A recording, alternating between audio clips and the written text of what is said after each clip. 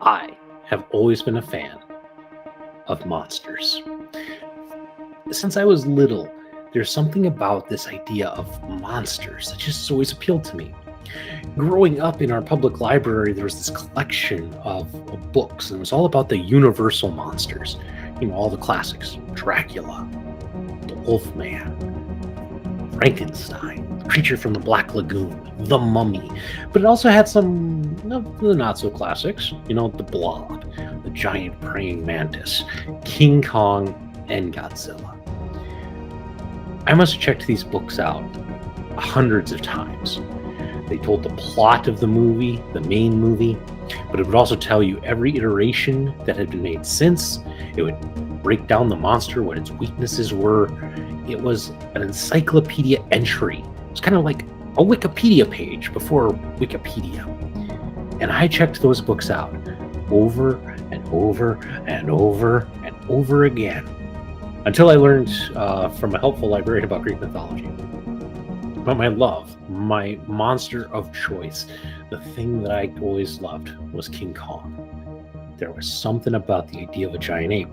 And to this day, and as I collect things, I really do have a couple of true weaknesses. There's like 3 of them that I can't ever pass up. Minotaurs, love them from Greek mythology. Werewolves, again, another classic movie monster I love. But then giant apes. And when you find out that there's a board game that lets you play as a giant ape fighting other monsters, destroying a city, now that's in my wheelhouse. Board games, role-playing games, assembling and painting models and miniatures. These are my hobbies. I'm Howard Blues, one half of the popular podcast Beer, Blues, and BS. And now join me as I rebuild my cave of wonders.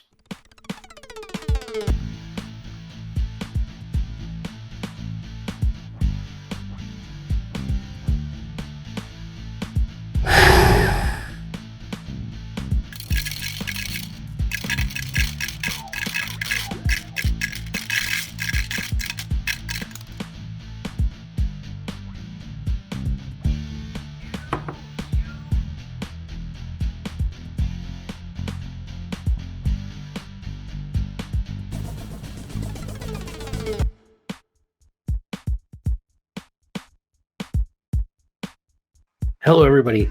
I'm Howard Blues, and welcome back to another episode of Howard's Cave of Wonder. I want to do something a little different. At the time that I'm recording this, it is November the 2nd, and the Kickstarter for Monsterpocalypse went live today at about, it was 1 o'clock my time. And I wanted to spend a little time talking about Monsterpocalypse. I know I've mentioned it on the main podcast, Beer, Blues, and BS, but I wanted to talk about this because I have this interesting history with Monsterpocalypse. It is a game that I have tried to get into now twice before, and just due to circumstances, there always seems to be a little bit of money issues. So let's do a little history. Let's I'm the historian on the show. Let's, or at least the history guy, I should say. Let's do a little history of MonPoc and talk about it.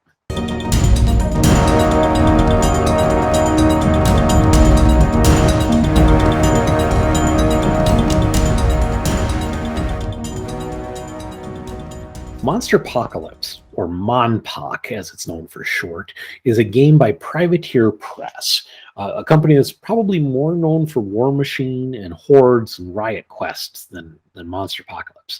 But Monsterpocalypse was a big game for it that came out in 2010, and it started as a collectible miniatures game.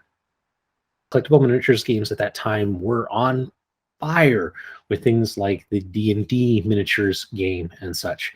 What these were games that were based around miniatures. The thing about it, though, was that you bought them in random boosters. So you would buy a box, and you never really got to choose what you got. You got whatever you got. And the idea was to encourage you to buy multiple boxes so that you would collect the set or collect whatever it is that you wanted out of that particular game. At the time that Monsterpocalypse comes out in 2010, I'm in no real position to get into it. I heard about it from a podcast called the D6 Generation, and I loved the idea. Giant kaiju monsters fighting over a city. It's a bit of a skirmish level game. And I liked it, and I wanted to get into it. But at the time, 2010, I'm a poor, starving teacher. And so hobby-wise, I was on a budget with it. I had just gotten married, so collecting a bunch of these, random boxes and hoping to get what I wanted, I didn't really have the budget for it. So what I did do was I would purchase. You could go to certain sites and you could actually they would have the singles and you could buy what you wanted. The problem was that if it was a particularly good model in the game, like its stats were good and it was a good kind of character and such, you were going to pay a premium for that miniature. And so that made it hard because the faction that I, of course, was actually, of course, wanting to play. And if you were paying attention earlier, it was the Apes. The Empire of Apes, and this is King Kondo. I think he was probably the first Monsterpocalypse model I ever bought. And of course, these are pre-painted, mass-produced miniatures. I don't know if it'll focus solely on him, but I'll put some shots up. And the thing about mass-produced pre-painted models, and I will say they've come a long ways. But a lot of times there are problems. A lot of times I put it, it's usually like a base coat, maybe a wash for shadows, and maybe a little bit of dry brushing for some contrast. And that's really about it. And depending on how quickly they were moving, you sometimes get a lot of kind of mistakes and things. There's not put it this way. There's no gap filling, so you can see kind of there's this weird ridge in his arm. It's the gap where it came together. My King Kondo, actually, when I got him, and it's a little hard. Again, I'll put some pictures in, but he's missing his two main fangs. They broke off, which was very disappointing to me when I got him. Because it's King Kondo. I mean, he is the Monsterpocalypse version of King Kong, down to the chains on the wrists. But here's the thing about this game. You didn't just have to get the monster. Every monster also came with a hyper form, which is usually cast and translucent. So here's King Kondo's hyper form. So you had to have these. And a lot of times, Miniature Market, which is where I was buying them from, you got both miniatures. So if I bought King Kondo, I got this one too. But that also meant you're getting two miniatures. That increases the price. And these are chunks of plastic, so of course they cost more. But here's the thing. You need more than the monsters to play the game. You also needed to collect buildings, and quite a few of them, because these were the main things you controlled, and they had stats, and they awarded things if you were able to capture the buildings within the game. And then the other thing that you needed were units. And these include things like little tanks, like this G tank that I have here, which was for the guard faction. Or of course, Empire of Apes. Yeah, monkeys holding artillery. Or I love these guys, the jetpack guys with the bombs. They're fun. But again, you had to buy these individually. It's not like I could buy a whole unit. So collecting MonPoc was almost too much. And I never really got enough. I think at the very end of MonPoc's 2010, 2011 run, I didn't. I think I picked up from Miniature Market a clearance 2-player starter set that got me started. It came with, oh, what's his name? Oh, it's not Sky Sentinel. He came later. But the main monster from Guard, the main monster from Planet Eaters, and the units, and some simple buildings, dice, and a couple of counters. So I had like enough to play like the very basic starter game. And by the time, like all was said and done, I just never got around to collecting enough of it in time, and the game went out of print. So you could no longer really get these, or if you could, they were at a markup, or they were the ones you just didn't want. So mostly I missed out on it, and such. I was always very disappointed. So that was kind of where I was left with it, and I kind of had these figures, and I hadn't gotten rid of them. I had them. I didn't know what I would do with them.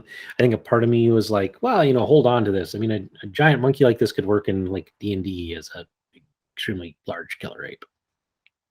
I had no idea what I was going to use a mini tank for, but I just held on to them.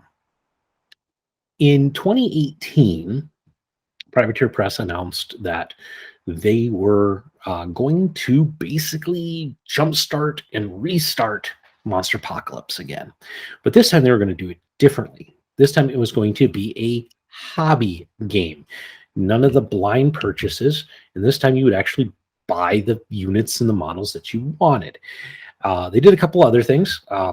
So instead of the pre-painted, you would get an actual kit. And I didn't bring a full kit because I haven't assembled them yet, but I do have the new King Kondo, because of course I do. Giant monkeys forever, man. Giant monkeys forever. And here's here's that. And just to give you a rough idea on size here, which is a little tough because this King Kondo doesn't have, I guess I could do this, a base, but you can see he is a bit bigger. Also a little bit nicer sculpt, a little bit more details. Like just to give you, it's the easiest thing to point out, but this model has nipples. This one does not. So take that for what you will. So it was a new kit.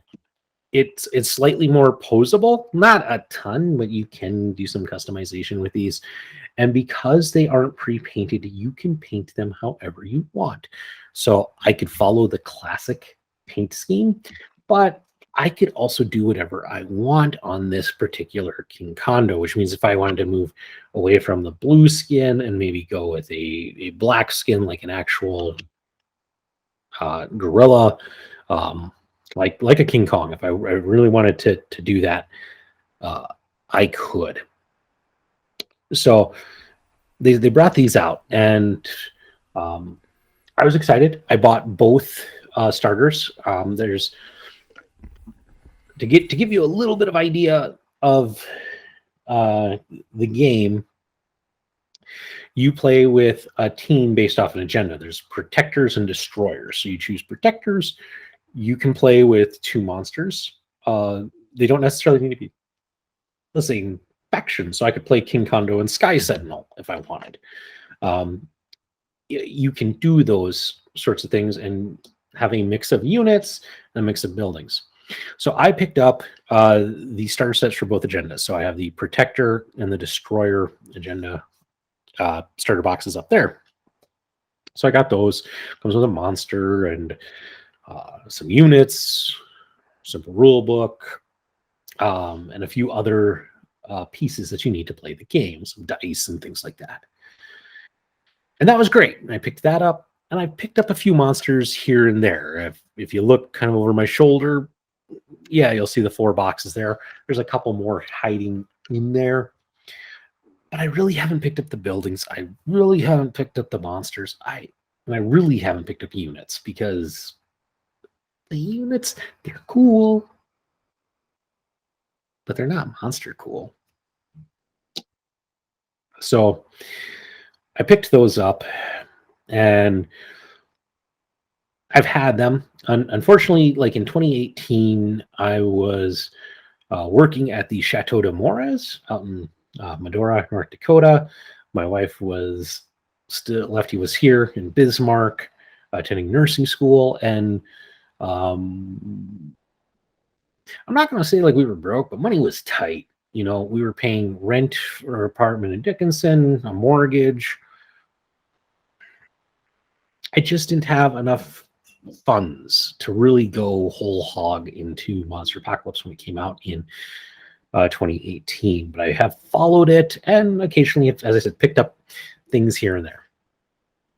So what really excited me was the knowledge that came out not that long ago that Privateer Press was going to partner with Mythic Games. Mythic Games is out of France, and I am a big fan of their games. I own several. The first one that I ever got in on for them was, gosh, that would have been Mythic Battles Pantheon, and someday I'll talk about that. So I got into some of their games. They do a really nice job. They have some problems with the rule books, and they're a little slow on things sometimes, and there's delayed. There's a couple, like I think the second game I ever backed from them was Solomon Kane, and I only, gosh, that would have been 2016, 2015, and I think I just got it this year. So like sometimes they run into some problems. This time they're partnering with Privateer Press. The rules are already made and such, so things should run a bit smoother. But I was excited to hear that they were going to do it and do this partnership and make Monsterpocalypse. It was going to come back, and so the Kickstarter launched today. And let's take a look at it. Oh, so at the time of me recording this, you can see they have raised $181,612 on their $100,000 goal. Over 2,000 backers already, and 16 days left to go. I believe this is supposed to end around November 22nd. So that's why I'm trying to get this out so that if you're like, oh yeah, this looks good, Howard, you have a chance to jump in as well. So let's take a kind of a gander at this. It's a 1 to 2 player game. They're offering an expansion, Battle Royale, I believe is what they're calling it. It allows you to add a third and a fourth player to do some other things like play cooperatively against an Apex monster and a few other things like that. So it's adding more to this this game system. So here we have the core set. Yeah, fun stuff. Let's dive in. And I will say they are trying their hardest to make this board game version compatible with the 2018 hobby version of MonPoc, which means things like my King Kondo model that I have here is still good. I can use this in this and vice versa. So that's cool. So as I said, there's two sides. There are the protectors and the defenders. And we can see one thing to point out. They did the math on this because Monsterpocalypse is already out. They're still producing new things for it and such. They actually took and compared, if you were to go out and purchase all of the stuff that's in the core box currently from Privateer Press versus this Kickstarter, the Kickstarter you're going to save, as they put, over $300 compared to current retail. So that's why a big reason I'm hopping in, because this gives me a great upstart on this and save some money, which I can use for other hobby things or diapers. Probably diapers. The rule book is already out because the game is already developed. So there's the rule book if you wish to do that. there's going to be more stretch goals, things like that. One key thing to point out, if you are kind of looking at this and on the fence, one of their big deals is this Kickstarter exclusive Mythic headquarters building. If you back it during the Kickstarter, this is a free building that gets added in. If you end up just pledging to this late, you're going to have to actually buy it. And I think they said it's going to be about $15 for it. They've already unlocked some stretch goals. There's Sky Sentinel, I believe. So he's looking to be the next one. And actually, he should be unlocked already because 2,750,000. Of course, I'm recording this at about 10 o'clock at night, and I don't know the exact. I'll put it this way. When the Kickstarter launched, it was 7 p.m. in France. So it's like middle of the night. So I can understand if they haven't updated at this point. But Sky Sentinel's currently there. But some of the stretch goals that they have already unlocked, and these have been added to the core set. Zaxor, the G-Tanks, the G-Tank Elite and Repair Truck, Yaseth, the Spitter Elite and Taskmaster, the Spitters, and the Armadex. So 3 monsters have been unlocked, 4 if you include Sky Sentinel, and then some additional units, and those are all going into the core box. And eventually, they've said that they're going to do double stretch goals because they know they're going to do some add-ons and such. And I think it sounds like they're going to do it. So, like, if you want Empire of the Apes, I could, as an add-on, add in Empire of the Apes and get all of those figures. But as they're unlocking them through stretch goals, if they're going to say unlock something for Empire of the Apes, and I'm getting that add-on, great, I get that stretch goal. But that's not really fair if I'm maybe not an ape fan. Maybe I'm a Martian player, because yes, there are Martians in this game.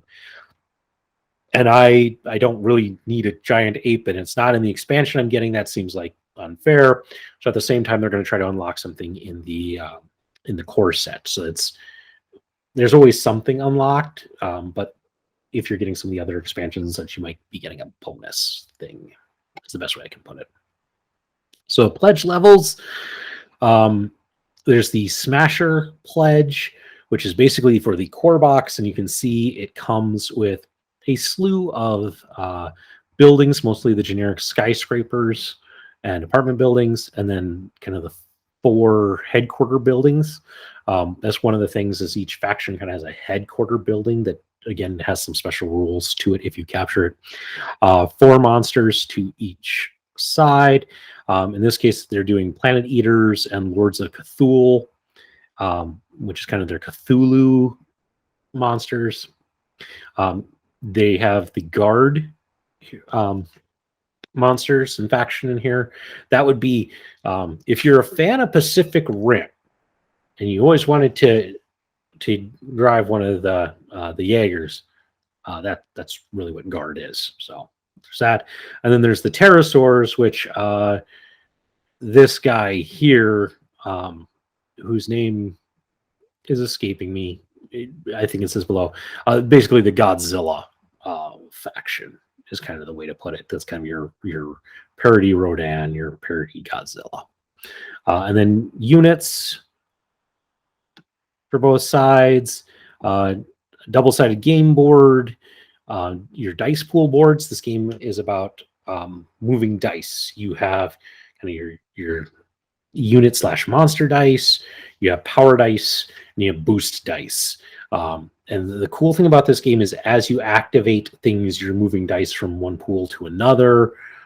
So you're moving them from the unit pool to the monster pool. And so as you're making choices in what you're doing, you'll have your resources. If you do a unit turn, you're going to move a lot of your dice from the unit side over to the monster side as you're activating units, which then might set you up for a monster turn next time. So there's some of that. And then there's power and boosting things that you can do as well. So through special power attacks, things like that. So that's the core set there. And that's in the Smasher pledge. And there's the Crusher pledge. I'm just going to tell you right now, this is where I'm at. I'm on the Crusher pledge because it comes with the core sets, everything there, but also comes with the Battle Royale expansion. And what the hey, I might as well pick that up. And I will say, knowing Mythic Games and how Mythic Games Kickstarters work, I'm at this pledge level right now, but eventually they do an all-in pledge that has everything, and I probably will jump up to that when that happens. Sorry, Lefty. And then they have things like a veteran pledge. So if you were already big in the 2018 collection, this kind of gives you the Battle Royale expansion, which is basically the new content that's in this Kickstarter, and a few other things for that. So yeah, if I had more of a Monsterpocalypse collection already, that might be something to go in. But as I mentioned, it has these apex monsters. These are monsters that you can cooperatively fight against. So if you want to make this more of a team battle thing, and you can see the size of these things, they are larger than the normal monsters and the units. So they're big, which is cool. Add-ons, the only add-on they've announced so far is Battle Royale expansion. They'll probably add more on. And here we get some of the painted models. So this is Defender X. He's the guy whose name I was blanking on earlier. That's Defender X. Him, and then the Planet Eaters. I think that's... I'm not going to try and guess. And such. Sorry. Here come the names. So yeah, in the core, the monsters you get are Defender X and Nova ESR. So those are for the guard faction. You're getting a rocket chopper, the elite strike fighters, the strike fighters, the Mr. Tank, or the MR tank. Mr. Tank is just my joke on it.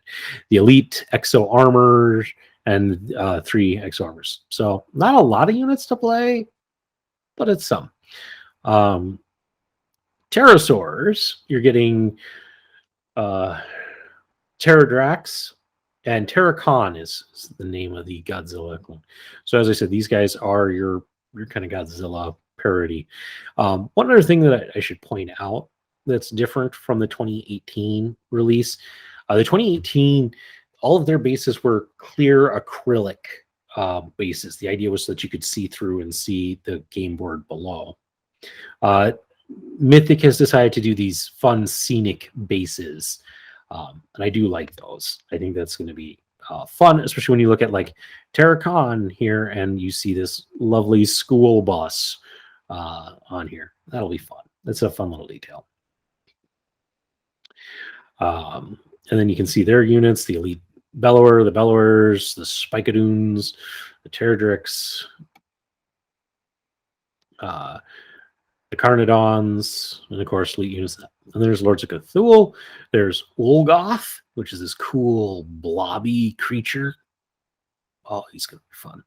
And Cthulhu, which I actually have the special convention model of Cthulhu, which is Brugosh, which is this guy, but he's sitting on a brewery and he's chugging a distillery tank. It's a cool model. So I have that. Of course, their units, the Hellions, the Snatchers, the Elite Snatcher, Meat Slaves, Squeenix, and the Planet Eaters. Godra, Rogzar.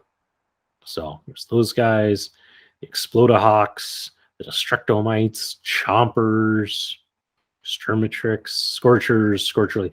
And I'm just going to say, I'm trying to go through this fast. If I mispronounce this, sorry.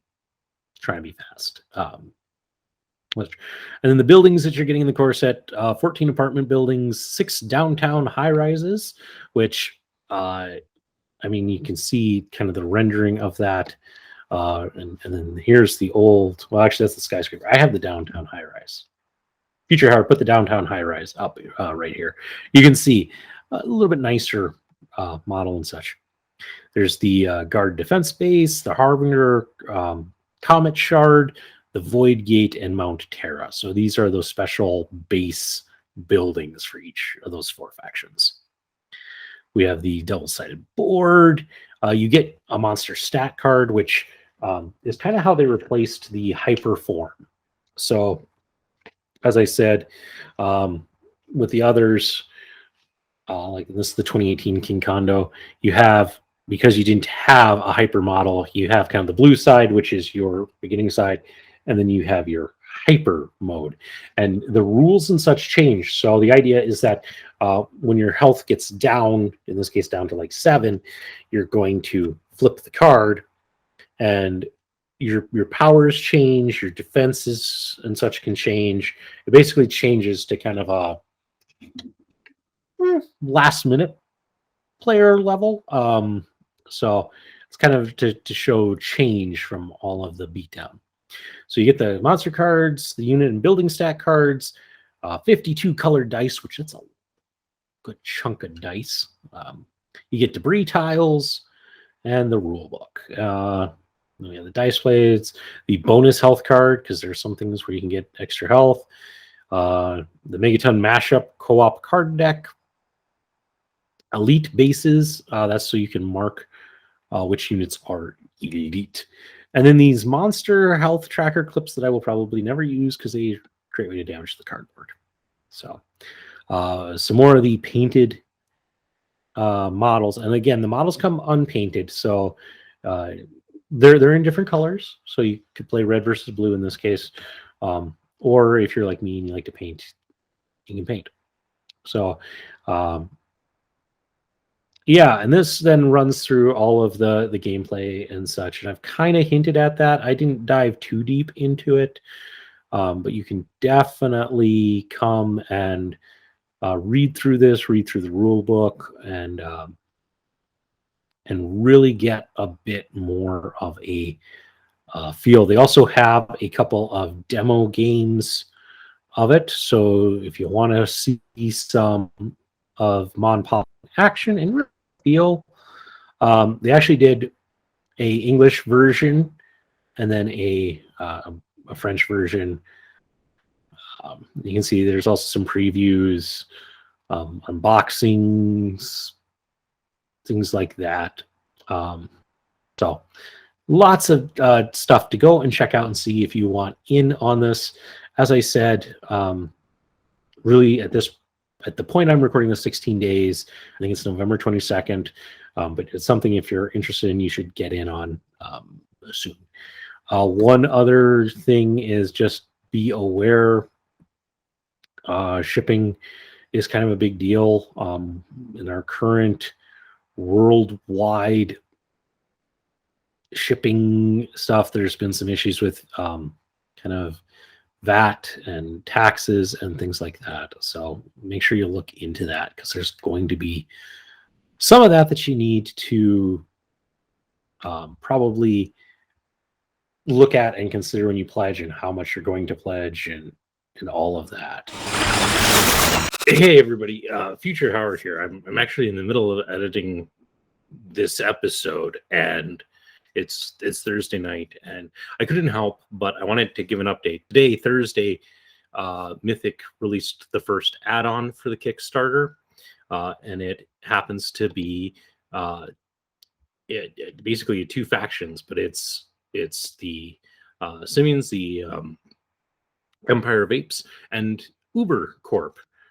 So I just thought I would just kind of throw this in real fast. So this is an add-on. It's a $35 add-on.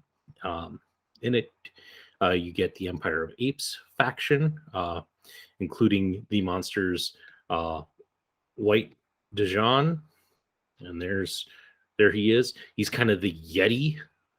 Is a great way to put it. They, at least in the lore that they have, is that he's from the depths. Well, depths wouldn't be great, but from the Himalayas, from deep in the Himalayas. So he's kind of the Yeti, which I mentioned earlier in this episode that I have kind of like 3 weaknesses.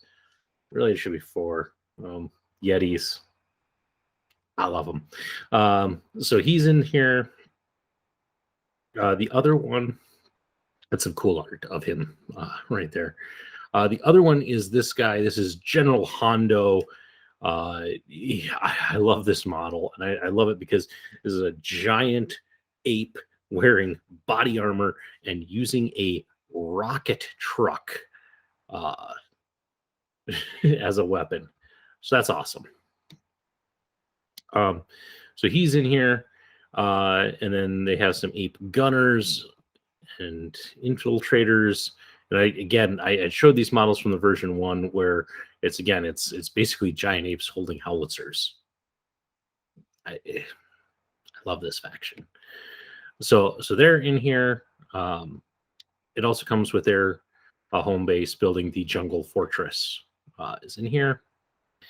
And then the Uber Corp is basically a corporation that is basically making robotic versions of the monsters. So there's Golhadratron. Oh gosh, I pronounced that terribly. But he's one of the Planet Eaters monsters, and so this is his robotic form. But then there's CyberCon, and I want to spend more time on him because it's CyberCon. I mentioned Terracon earlier in the video, that he's kind of the proxy for this world's Godzilla.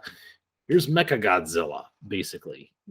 So this is very cool to see him in here as well. There is,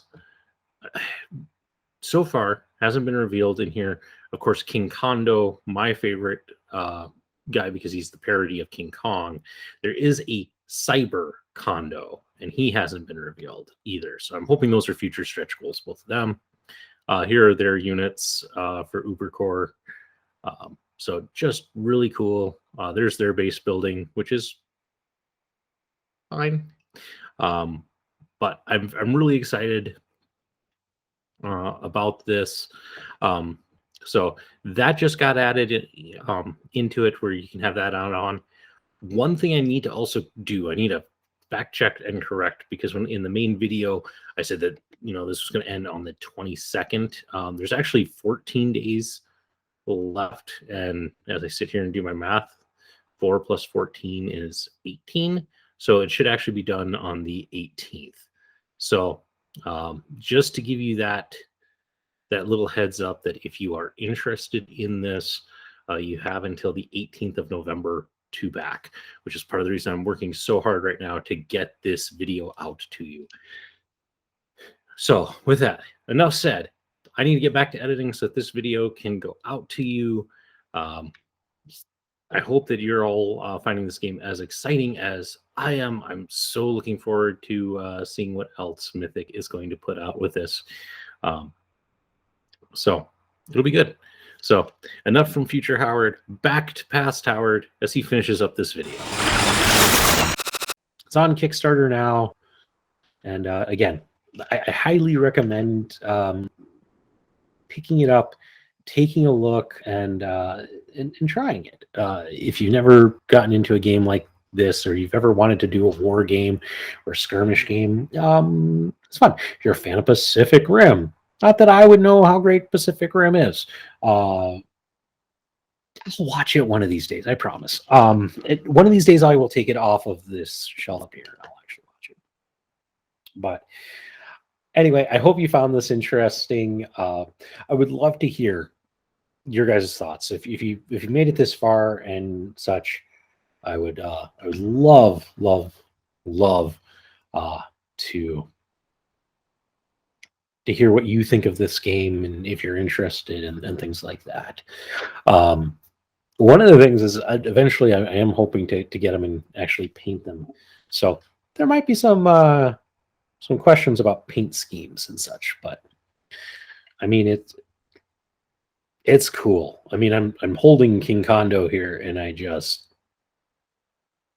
there's a part of me that's like, man, it won't take that long to paint this guy. I could do it. I could knock it out. So, all right.